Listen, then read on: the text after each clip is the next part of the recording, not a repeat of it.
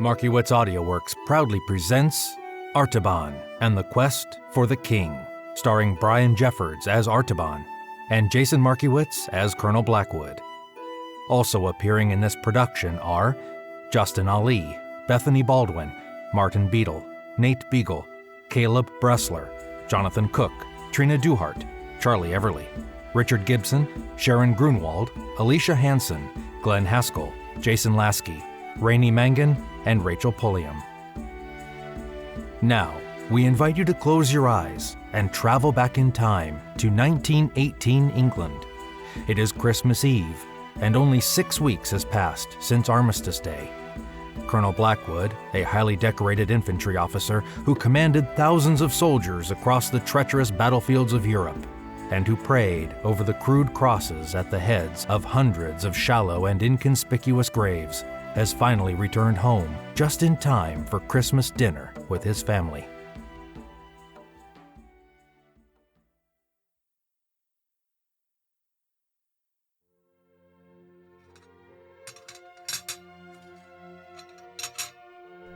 Emily, no, give that back, that's mine! Mary, darling, you must finish your veg or you'll not get pudding. Finish up now. That's a good love. A wonderful meal, my darling Mrs. Blackwood. Fit for King George V himself. Well, at least fit for an officer of your stature, my dear Col Blackwood. Would you like some more wine, husband? Well, only if you're the one pouring it, wife.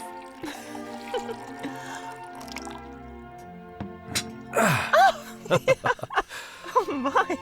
Oh, how I have missed you, my darling. It seemed the fighting would never end. From the moment of the surrender last month, all I prayed for was getting home to you and the children by Christmas. I thank God my prayers have been answered. It was the longest 4 years of my life, you know. As it was mine. The children have grown so tall. Emily is nearly a woman now. Elizabeth a teenager, Mary a quite precocious 6, and young Jack had not yet been brought forth into this world when I left. Look at him. My son. He has your attitude, you know. He barely listens to a word I say half the time. Well, then, it is a blessing that he has such a strong mother to keep him and me in line. And don't you forget it.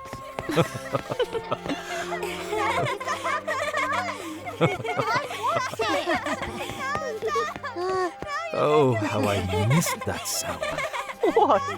The chaos? No, the happiness.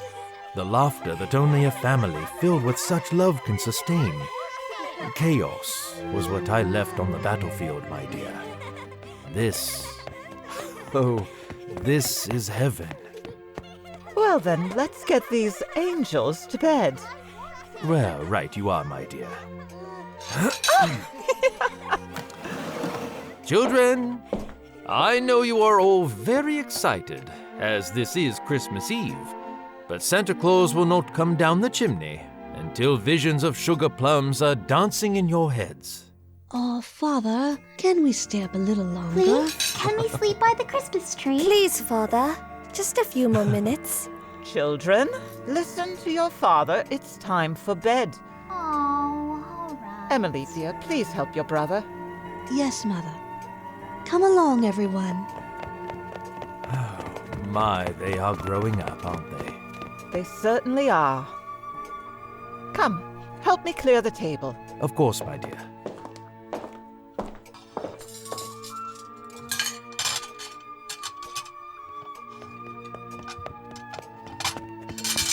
Papa, can you tell us a story before bed? Mary girl, let me ask your mother. Of course he can, but only after you're all washed. Now, off with you. He said yes! He said yes! Oh, look at her. I'll finish up here, darling. Go, regale them with stories of your adventures. God blessed me with you, my love. And don't you forget it. Now, give me a kiss. I love you with all my heart. I love you too.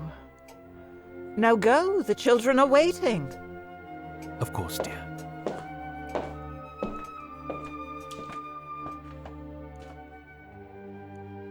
Children, where are you hiding? In Jack's room, Father.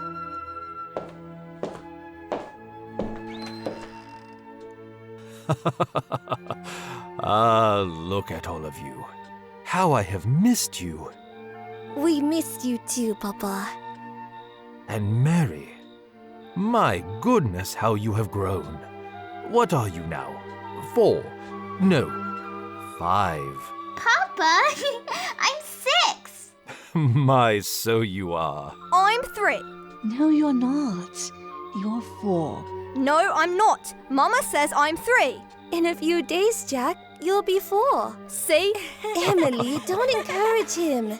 And Elizabeth, you're 13. And Emily is 16. And how old are you, Papa? Old enough, my child, that I need this chair to sit in if I'm going to tell you all a bedtime story. Now, what story should we read? Through the looking glass. Peter Pan! The Wizard of Oz. And what about you, Jack? I don't know. Well, children, those are all some of my favorite stories, except the one titled I Don't Know. But I have a better idea. Now, you have heard of the 3 wise men who visited baby Jesus in the manger? Yes, Father. Yes, Papa.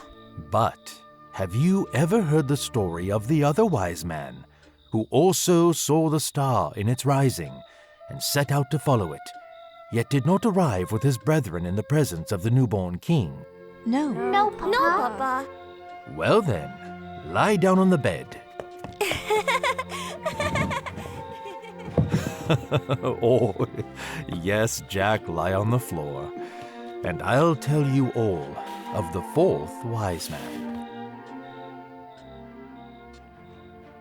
In the days when Augustus Caesar was master of many kings and Herod reigned in Jerusalem, there lived in the city of Ecbatana, among the mountains of Persia, a stalwart Magi priest named Artaban. His house stood close to the outermost of the 7 walls which encircled the royal treasury, and from his roof he could look over the rising battlements of black and white and crimson and blue and red and silver and gold, to the hill where the summer palace of the Parthian emperors glittered like a jewel in a 7-fold crown. Sounds beautiful. Oh, yes, it was. Around Artaban's house spread a beautiful garden, a tangle of flowers and fruit trees, watered by a great many streams descending from the mountains. And if you listen closely, you can hear the music of innumerable birds. Listen. Can you hear them, children? I think I do. I think I do. Yes, of course.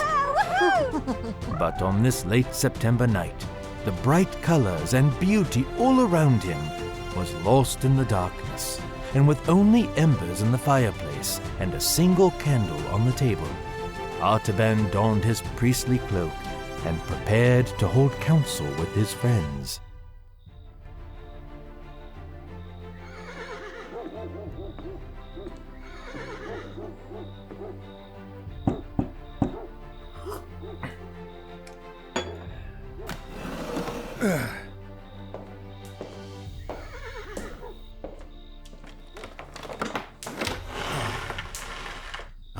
Welcome, Abdus. Peace be with you. And also with you, Artaban. Rhodaspes, Tigrenes. Welcome, my friends. Greetings, Artaban.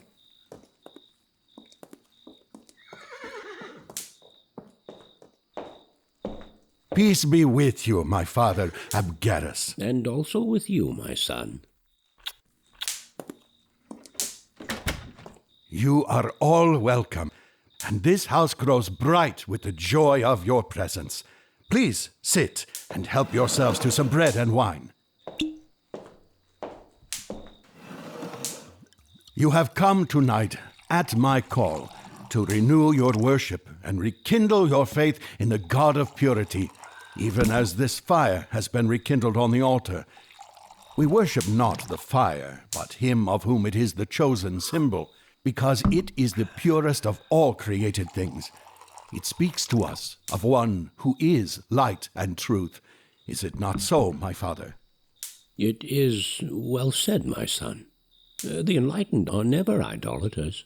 Hear me, then, my father and my friends, while I tell you of the new light and truth that have come to me through the most ancient of all signs. We have searched the secrets of nature together and studied the healing virtues of water and fire and the plants. We have read also the books of prophecy, in which the future is dimly foretold in words that are hard to understand. But the highest of all learning is the knowledge of the stars. What have you discovered in the stars, Artaban? As you know, Abdus, to trace their courses is to untangle the threads of the mystery of life from the beginning to the end. If we could follow them perfectly, nothing would be hidden from us. But our knowledge of the stars is still incomplete. There are many stars still beyond our horizon. Yes, Rhodaspis, precisely. Lights that are known only to the dwellers in the far southland, among the spice trees and the gold mines. But Artaban, the stars are the thoughts of the eternal. They are numberless. Are you insinuating that the thoughts of man can be counted like the years of his life? The wisdom of the Magi is the greatest of all wisdoms on earth, because... Yes, Tigranes. Even it knows its own ignorance. And that is the secret of power. We keep men always looking and waiting for a new sunrise, but we ourselves know that the darkness is equal to the light, and that the conflict between them will never be ended. That does not satisfy me. For if the waiting must be endless, if there could be no fulfillment of it, then it would not be wisdom to look and wait. We should become like those new teachers of the Greeks who say there is no truth, and that the only wise men are those who spend their lives in discovering and exposing the lies that have been believed in the world. But the new sunrise will certainly dawn in the appointed time. Do not our own books tell us that this will come to pass, and that men will see the brightness of a great light? That is true. Every faithful disciple of Zoroaster knows the prophecy of the Avesta, and carries the word in his heart. In that day the victorious one shall arise, and around him shall shine a mighty brightness, and he shall make life everlasting, incorruptible, and immortal. And the dead shall rise again. This is a dark saying, Abgarus, and it may be that we shall never understand it. It is better to consider the things that are near at hand, and to increase the influence of the Magi in their own country, rather than to look for one who may be a stranger, and to whom we must resign our power. Agreed. Well said. It's a compelling argument. Gentlemen, please, quiet. I hear your concerns, but you must hear me out. My father, I have kept this prophecy in the secret place of my soul. Religion without a great hope would be like an altar without a living fire. And now the flame has burned more brightly, and by the light of it I have read other words, which also have come from the fountain of truth, and speak yet more clearly of the rising of the victorious one in his brightness. Here, see for yourselves.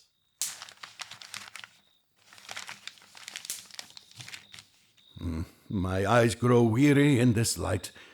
Abdus, as you are the youngest among us, would you come over here and read the text? Of course, Artaban.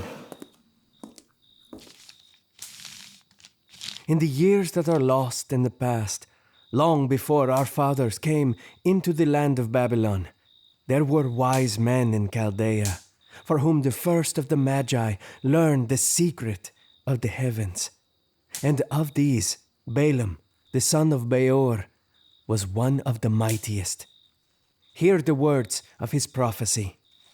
There shall come a star out of Jacob, and a scepter shall arise out of Israel. Judah was a captive by the waters of Babylon, and the sons of Jacob were in bondage to our kings. The tribes of Israel are scattered through the mountains like lost sheep. And from the remnant that dwells in Judea under the yoke of Rome, neither star nor scepter shall arise. And yet, Tigranes, it was the Hebrew Daniel, the mighty searcher of dreams, the counselor of kings, who was most honored and beloved of our great King Cyrus, a prophet of sure things and a reader of the thoughts of God. Artaban is right, Tigranes. Daniel proved himself to our people. Thank you, Rhodaspes. Continue, if you would, please, Abdus. Yes, here we are. It continues. Know, therefore, and understand that from the going forth of the commandment to restore Jerusalem unto the Anointed One, the Prince, the time shall be 67 weeks. But, my son, these are mystical numbers. Who can interpret them, or who can find the key that shall unlock their meaning? Father, it has been shown to me and to my 3 companions among the Magi. We have searched the ancient tablets and computed the time. It falls in this year. We have studied the sky, and in the spring of the year we saw 2 of the greatest stars draw near together in the sign of the fish, which is in the house of the Hebrews. We also saw a new star there, which shone for 1 night and then vanished. Vanished? And this non-existent star is that upon which you are basing this hypothesis? No, not just that star, Father, but also the previous 2. Those 2 great planets are meeting. This night is their conjunction. The previous 2, their conjunction. Really? Artaban, this seems quite extraordinary. Even if those 2 are meeting, as you say, how do you know the 3rd star will again shine? Rhodaspes, gentlemen, I hear your skepticism, but you must have faith. My 3 brothers are watching at the ancient temple of the 7 spheres in Babylonia, and I am watching here. If the star shines again, they will wait 10 days for me at the temple, and then we will set out together for Jerusalem to see and worship the promised one who shall be born King of Israel. What if this sign does not come? I believe this sign will come, Tigranes, and I have made ready for the journey, gentlemen, with these. A sapphire, a ruby, and a pearl? Where did you come across such precious stones, Artaban? I didn't merely come across them, Rhodaspes. I purchased them. I sold my house and my possessions. I will carry them as tribute to the king. Gentlemen, please. I am not asking you to do the same. All I am asking of you is to go with me on the pilgrimage, that we may have joy together in finding the prince who is worthy to be served. Who will come with me? Tigranes, surely you will. Artaban, this is a vain dream. It comes from too much looking upon the stars and the cherishing of lofty thoughts. It would be wiser to spend the time in gathering money for the new fire temple at Chala. No king will ever rise from the broken race of Israel, and no end will ever come to the eternal strife of light and darkness. He who looks for it is a chaser of shadows. I, for one, will participate no further in this discussion. Farewell.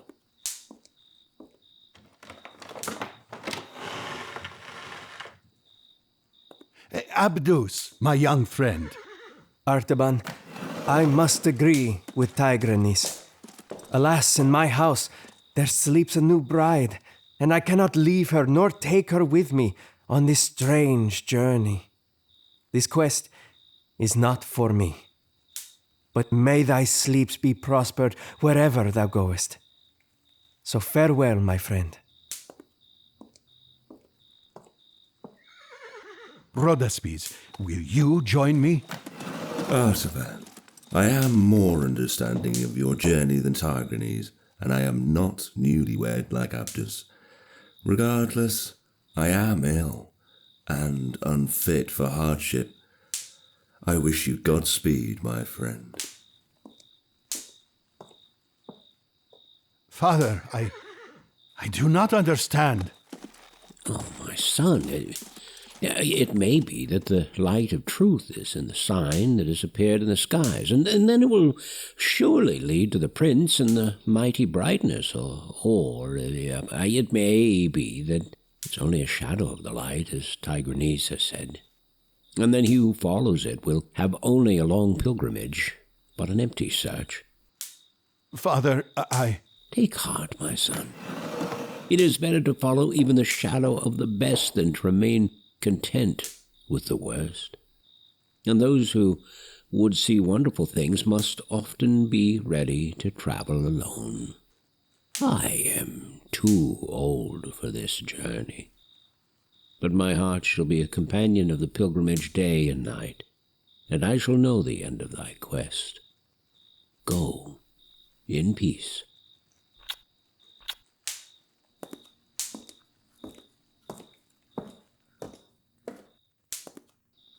I know the star will shine. It must. Jupiter and Saturn are so close. Give me a sign. Show me my faith is not wasted.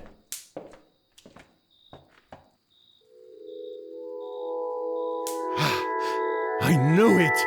Gentlemen, I knew it. There it is. It is the sign. The king is coming, and I will go to meet him.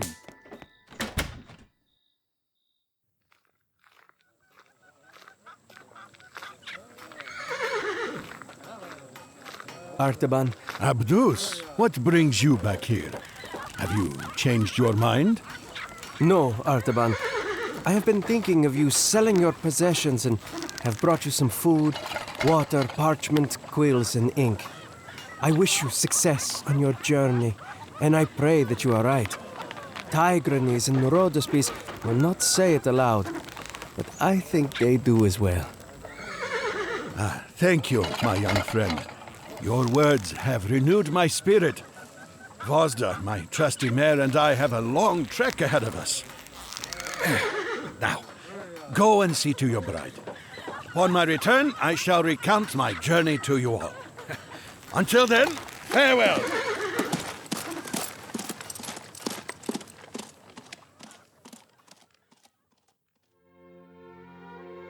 Oh, that's so sad, Papa. Why did his friends not believe him? I don't know that they didn't believe him, Mary, insomuch as his faith was just that much stronger than the rest. But they let him make this journey alone. But, dear Elizabeth, he wasn't alone. He had Vazda, the fastest and most noble of his horses, to keep him company. I want a horse. Can we get a horse, Papa? Be still, Jack. What happened next, Father? Well, by the early morning sun, Artaban and Vazda set out on their quest. They traveled westward for 10 long days, departing each morning before the sun beamed on the horizon, riding through the day and continuing even further under the light of the moon, finally to sleep under the guardian stars. They ate sparingly, and Artaban shared his food with Vazda, and they even drank from the same wayside springs which flowed cool and plentiful at the base of the mountains. The two, man and beast, were of a single mission. As the night fell on the 10th day, Artaban and Vazda, exhausted and weary from their travels, finally arrived at the shattered walls of populous Babylon.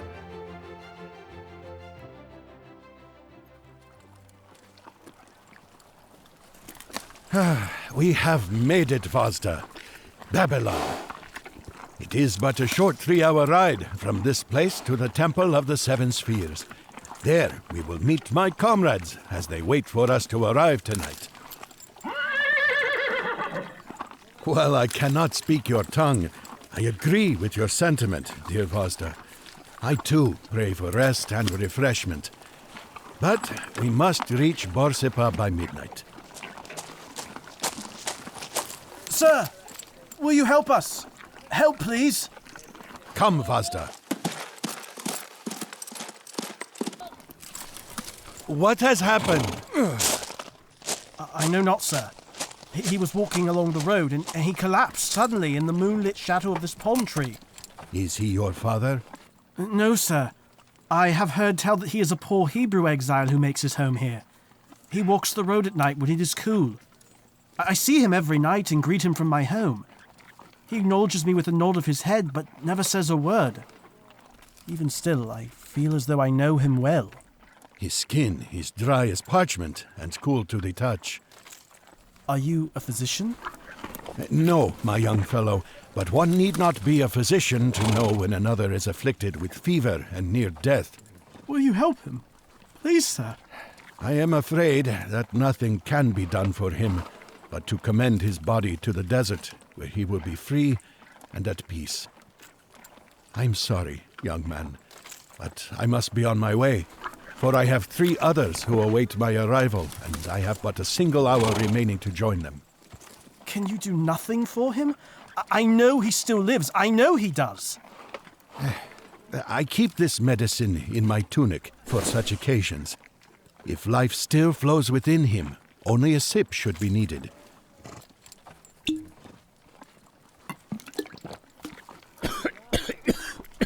Sir, he still lives. He has touched upon your robe. God of truth and purity, I pray that you direct me in the holy path, the way of wisdom which only you know. Young man, fetch a ladle of water and bring it here. I will stay with him until your return. But you need to be along on your way. It will take me a few minutes to do as you ask. Then waste no more time here. Go with haste. All right. Who are you? And why have you sought me here to bring me back to life? I am Artaban, the Magian of the city of Ecbatana, and I am going to Jerusalem in search of one who is to be born King of the Jews, a great prince and deliverer for all men. I dare not delay any longer upon my journey, for the caravan that has waited for me may depart without me. You have blessed me with a restoration of life. Indeed, sir. But I will serve you once more before I depart.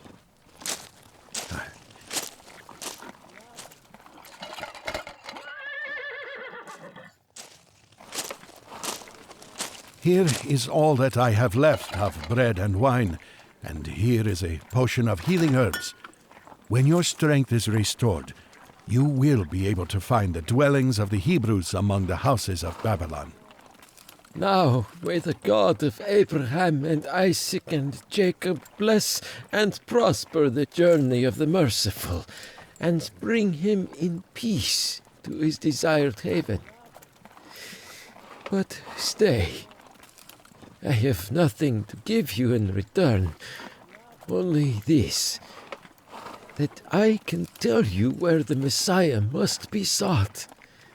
For our prophets have said that he should not be born in Jerusalem, but in Bethlehem of Judah. Bethlehem? Are you certain? Is this known to others or only to you? It has been carried through the land during the time of your voyage. Now, may the Lord bring you in safety to that place, because you have had pity upon the sick. I have fetched the water, sir.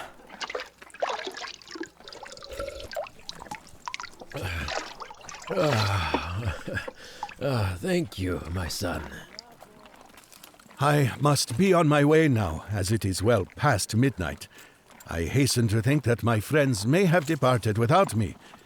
With the knowledge you have given me on this night, I know my quest will be successful. God be with you, Artaban. We must make haste, Vazda. Hyah!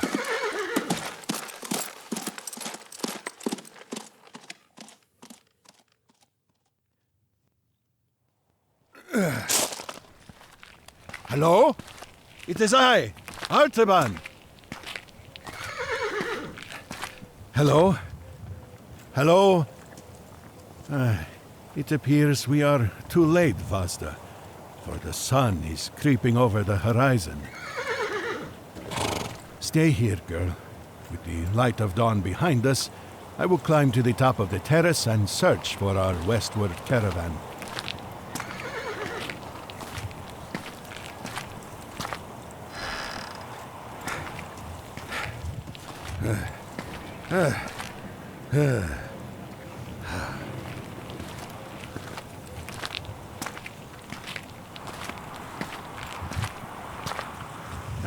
I see no sign of them, Vazda. Neither near nor far. We have missed them by many hours, I fear. What is this? Vazda, a letter from my friends here on this parchment. They knew I would scale this terrace. Artaban, we have waited past the midnight hour and can delay no longer.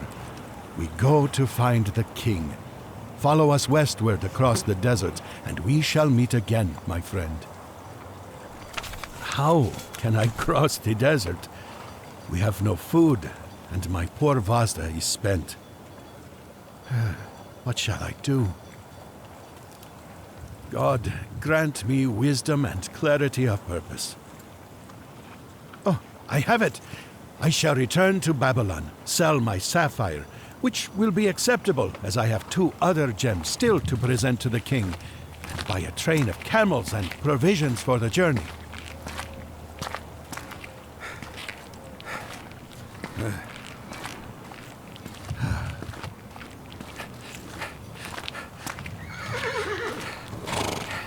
I may never overtake my friends, but I must continue in my quest. Only God the Merciful knows whether I shall not lose the sight of the king because I tarried to show mercy. We are returning to Babylon, Vazda, as our journey is not yet over. Yeah!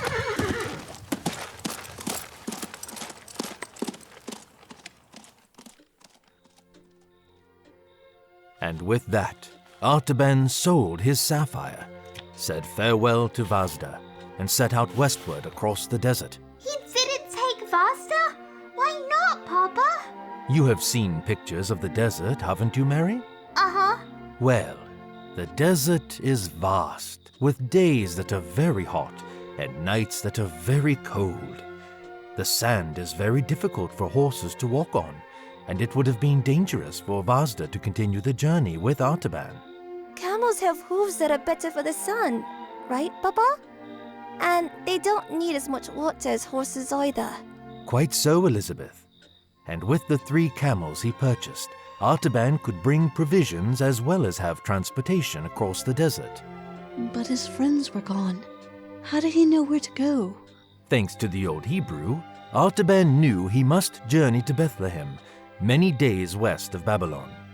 With no carriages or automobiles as we have here in London, Emily, his travels would have been long and dangerous. But he had faith in his convictions. Papa, did he miss Vazda? Well, Jack, I'm sure he did. Just like I missed you all when I had to go away to war. But just as I had faith that my journey would lead me back to you and your mother, Artaban had faith that his journey would ultimately lead him to the king. Did he find him? Did he find the baby Jesus? Not yet, Elizabeth.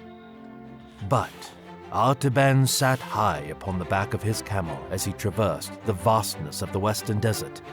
By day, the fierce heat was intolerable, and no living creatures moved upon the earth. But during the biting chill of night, the jackals prowled and barked in the distance, while lions roared in the ravines. Through the heat and the cold, the Magian moved steadily onward. He passed the gardens and orchards of Damascus, the valley of Jordan, the blue waters of the Lake of Galilee, and the highlands of Judah, until he finally arrived in the town of Bethlehem, where, in a low stone cottage on a deserted street, he heard a woman's voice, as if singing to her child.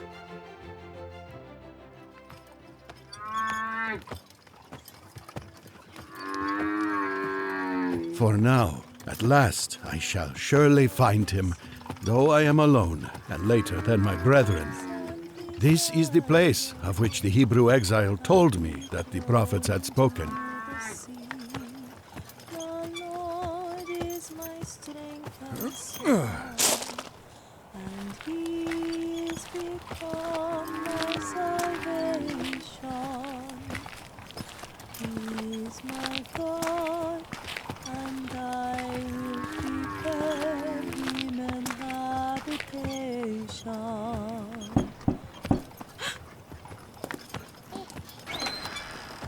Good evening, madam.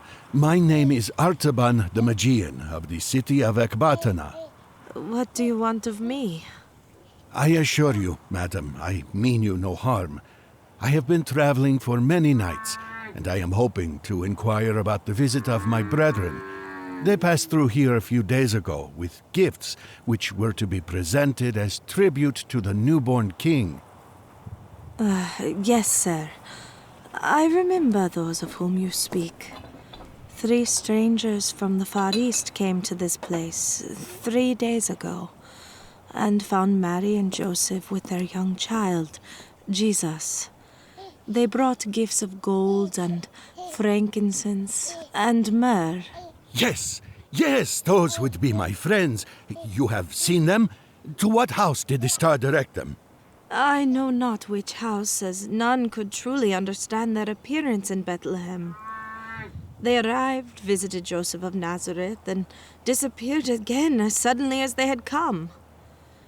They said the star guided them to their quarry, but did not identify it further.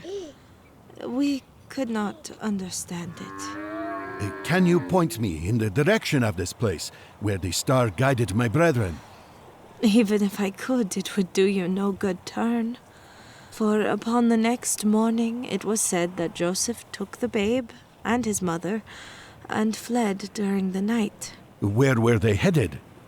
It was whispered that they were going far away to Egypt. Egypt? Yes, Egypt. And ever since, there has been a spell upon the village. Something evil hangs over it.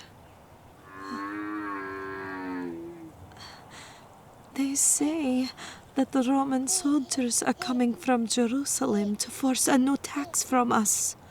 That the men have driven the flocks and herds far back among the hills and hidden themselves to escape it. And you are left alone with your child? I am. It must be this way, or my husband will surely die at the hands of the soldiers.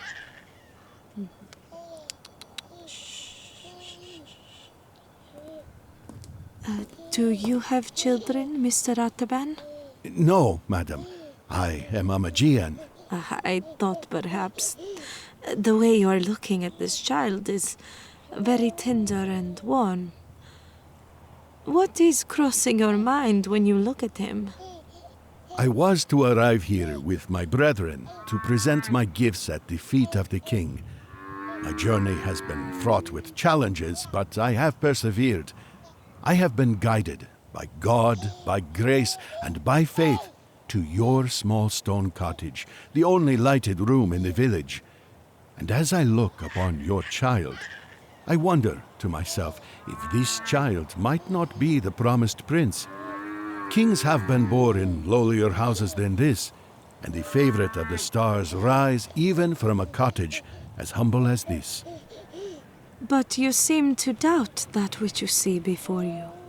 I do, for no other reason than the fact that it was not seemed good to the God of wisdom to reward my search so soon and so easily. I fear the one whom I seek has indeed gone before me, and now I must follow the king to Egypt. Then God be with you on your journey, Artaban. But before you go, please, come and have something to eat. You are most kind to this weary stranger, madam. I gratefully accept your kindness.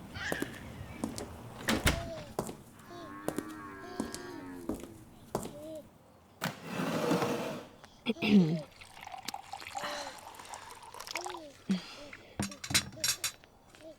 you are.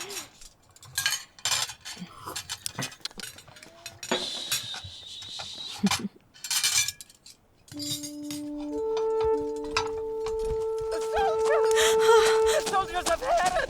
They're killing our children! Pick up your child and get to the darkest corner of the room. Hide him under your robe and pray that he stays asleep. I will protect you. Now, go.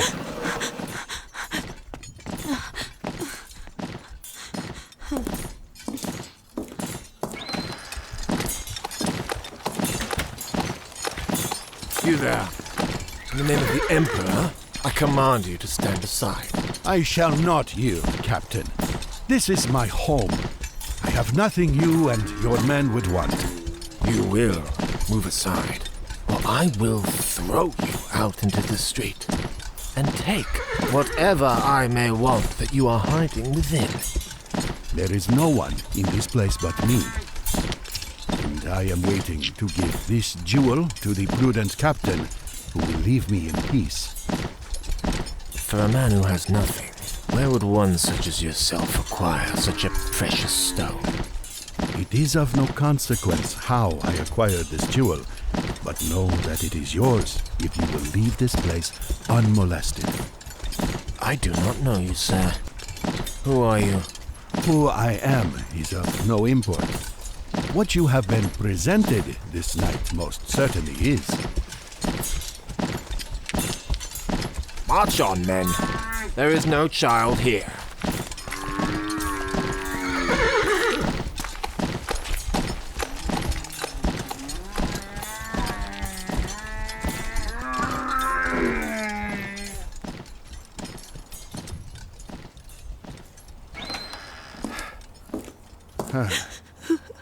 They have departed, madam. What did you say to make them leave? What was required, nothing more. Now, I must take my leave of you. Artaban, wait! You arrived tonight as a stranger, but you leave as a friend. I will pray for your journey. And because you have saved the life of my little one, may the Lord bless you and keep you. May the Lord make his face to shine upon you and be gracious to you. May the Lord lift up his countenance upon you and give you peace. You are most kind. You and your child are safe. Peace be with you.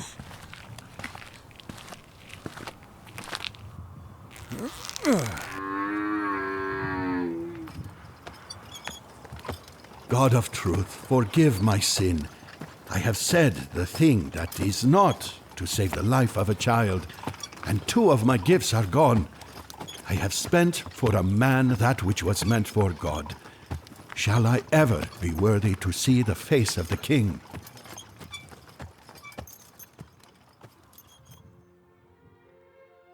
Why did he have to leave? He hadn't yet found the baby Jesus.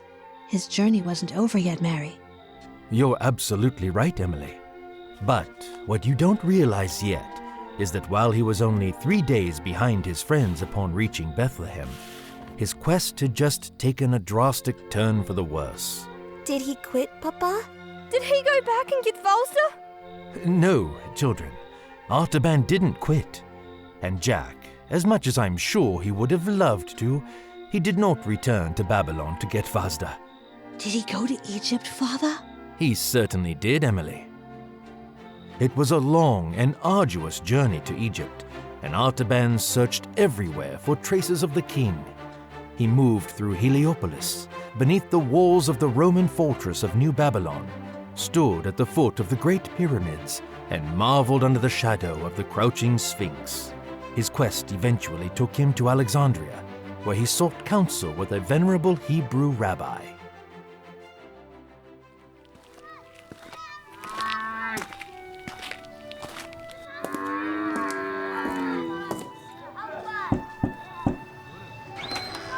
May I help you, my son? I am sorry to disturb you, Rabbi, but my name is Artaban, the Magian of the city of Ecbatana, and I am in search of the promised Messiah. My journey has taken me across the desert to Bethlehem and now to Egypt, and I have heard you may be able to help me. Come in, my son. Come in. Please, sit. Thank you, Rabbi. Can you help me find the one I seek? I have searched for so long, and am starting to doubt that I shall ever find him. To doubt is human, but to live in the strength of your faith is divine. Your journey has been fraught with obstacles that would have stopped any other man, but you have persevered. It is true, and I have been tested. It is foretold in the prophecies of Israel that the king whom you are seeking is not to be found in a palace, nor among the rich and powerful. This I know and have rediscovered often.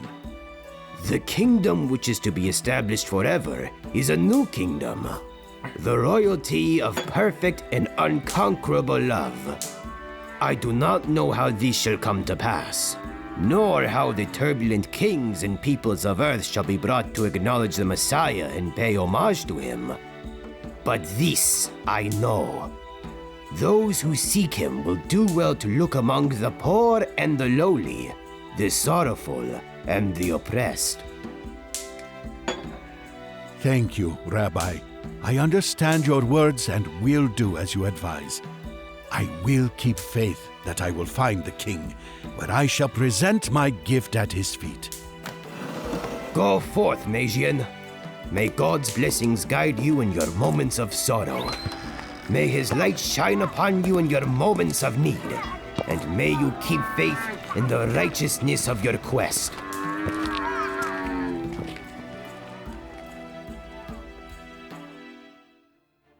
For 33 years, Artaban traveled from place to place, searching among the people of the dispersion, with whom the little family from Bethlehem might, perhaps, have found a refuge. He passed through countries where famine lay heavy upon the land, made his dwelling in plague-stricken cities, visited the oppressed and the afflicted in subterranean prisons, and witnessed the crowded wretchedness of slave markets and the weary toil of galley ships. In all this populous and intricate world of anguish, though he found none to worship, he found many to help. He fed the hungry, and clothed the naked, and healed the sick, and comforted the captive. And his years went by with such fervent ministry that it seemed almost as if he had forgotten his quest. But then, as he stood alone at sunrise, waiting at the gate of a Roman prison, he took from a secret resting place in his bosom the pearl, the last of his jewels. It was duller than he remembered, and seemed to have absorbed some reflection of the colors of the lost sapphire and ruby. And while he stood there, worn and weary, and ready to die, but still searching for the king, he decided to return to Jerusalem, which at this time was in a frenzy.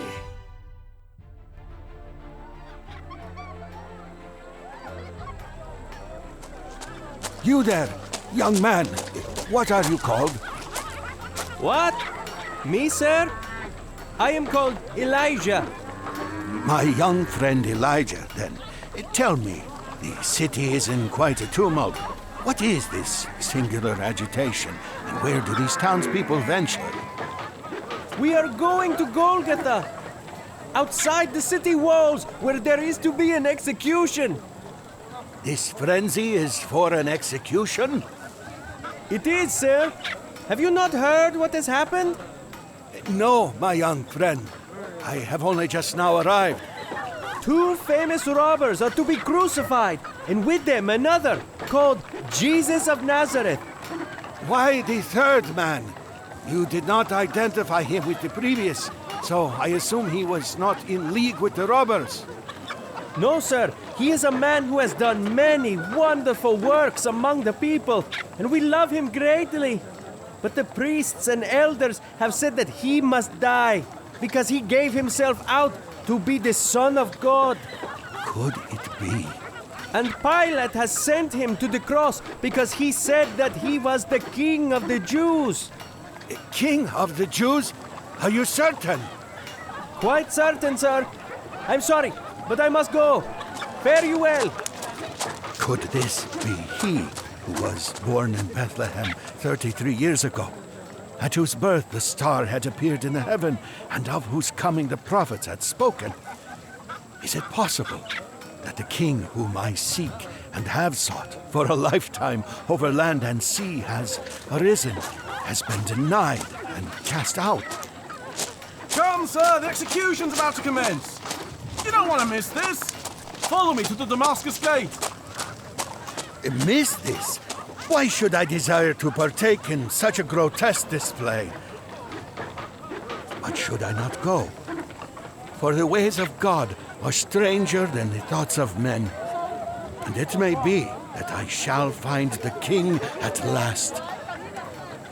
And yes, after all these years, I still have my pearl, the last gift for the king. And if he is in the hand of his enemies, I shall offer my pearl for his ransom before he dies. Let me go!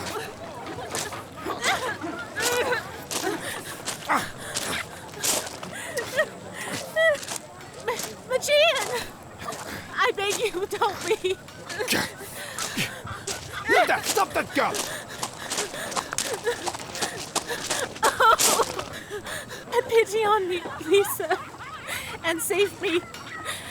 For the sake of the God of purity. How do you know that I am of the Magi? Your cloak and the winged circle on your tunic. Sir, I am a daughter of the true religion which is taught by the Magi. My father was a merchant of Parthia, but he is dead. And how should I save you, child? There she is. I am to be seized for his debts and sold as a slave. Please, sir. Please save me from a life worse than death.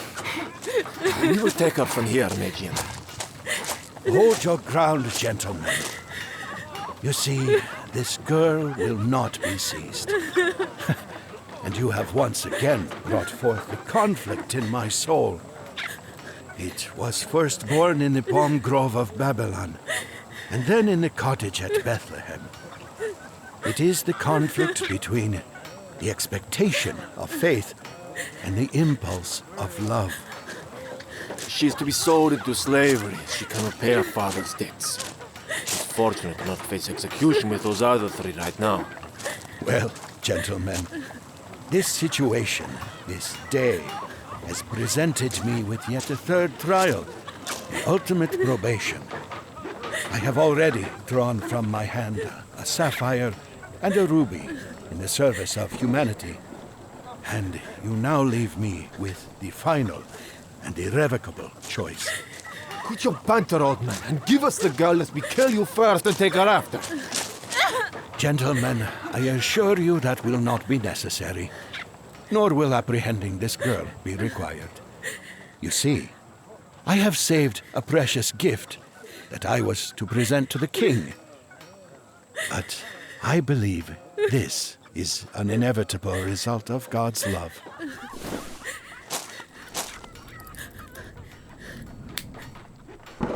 Take this pearl, my child, with love, as love is the light of the soul. This is thy ransom. It is the last of my treasures, and now it is yours. You are free. Here! Take this pearl and know that my family's debts are paid. Let me alone. You have bought yourself a slave. Let us go before the sky opens upon us. Magian, we must seek shelter. Come, by the wall of the Praetorium. I am coming. Yes.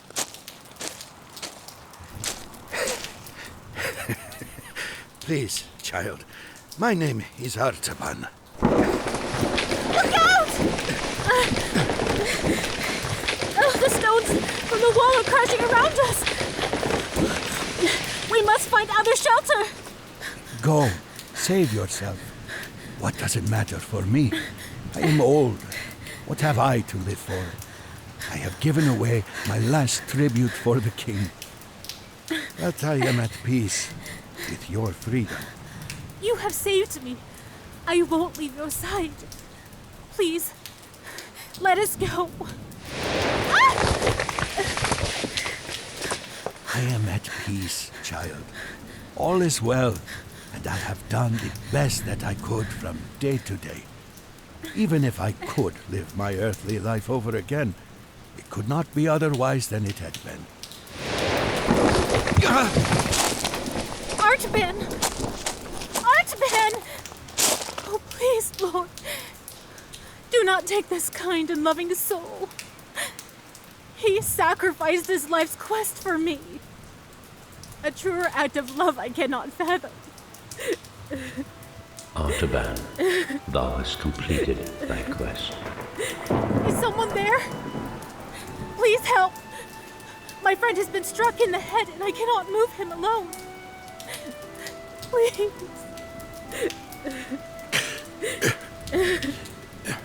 Not so, my lord. Oh, Artaban! Thank God you're alive. For when saw I thee an-hungered, and fed thee, or thirsty, and gave thee drink? When saw I thee a stranger, and took thee in, or naked, and clothed thee? When saw I thee sick, or in prison, and came unto thee? 33 years I have looked for thee, and I have never seen thy face, nor ministered to thee, my king. Artaban, I cannot understand the words you speak. Please stay with me. Verily, I say unto thee, inasmuch as thou hast done it unto one of the least of these my brethren, thou hast done it unto me.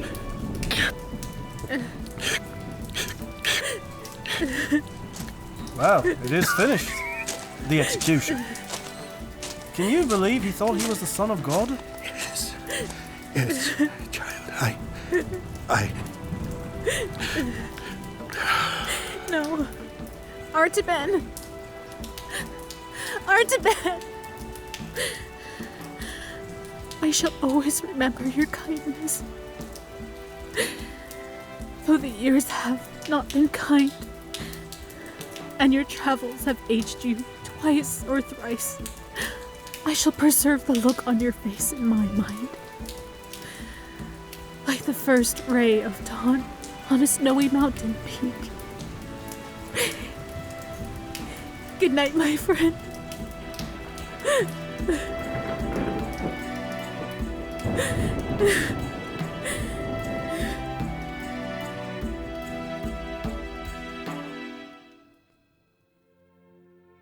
And in that long breath, Artaban, the Magian from the city of Ecbatana, had ended his quest. His treasures were accepted. The fourth wise man had found the king. The end. I think they've all fallen asleep with your voice in their dreams. Oh, you always were the best bedtime storyteller, my love. My darling, how long have you been sitting there? Oh, since you told of Artaban's interaction with the rabbi. I don't know if I've ever heard that story before.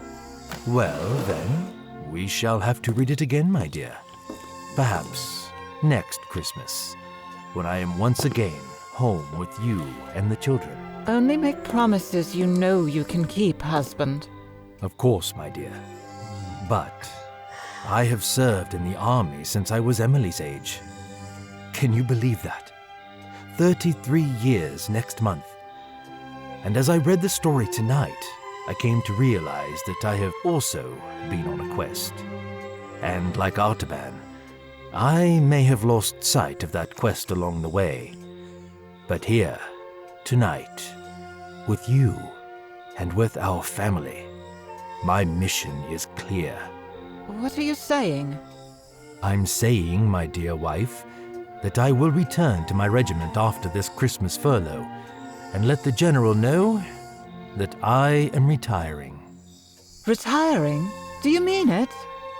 I do indeed. As Artaban said, all is well, and I have done the best that I could from day to day. Even if I could live my earthly life over again, it could not be otherwise than it had been. And I want to live every day forward with you. Let's to bed now, and leave these precious ones with sugar plums dancing in their heads. Capital idea, my dear. Good night, my children. And may this be the merriest of Christmases for us all.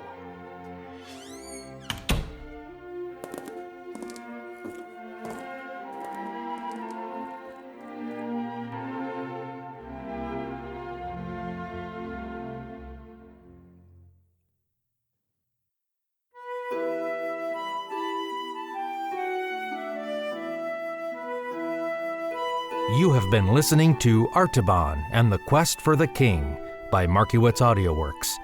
Copyright 2023 by Jason Markiewicz.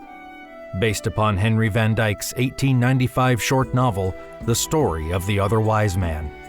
Appearing in this production in alphabetical order were Justin Ali as the Rabbi, Bethany Baldwin as the Bethlehem Woman, Martin Beadle as Rhodaspes, Nate Beagle as Abdus and Elijah, Caleb Bressler as the young man in Babylon and the Jerusalem townsman, Jonathan Cook as the Hebrew exile, Trina Duhart as Elizabeth, Charlie Everly as Mary, Richard Gibson as the Roman captain and the Macedonian guard, Sharon Grunwald as Mrs. Blackwood, Alicia Hansen as the Jerusalem slave girl, Glenn Haskell as Abgarus and the voice from above, Brian Jeffords as Artaban, Jason Lasky as Tigranes, Rainey Mangan as Jack, Jason Markiewicz as Col Blackwood, and Rachel Pulliam as Emily.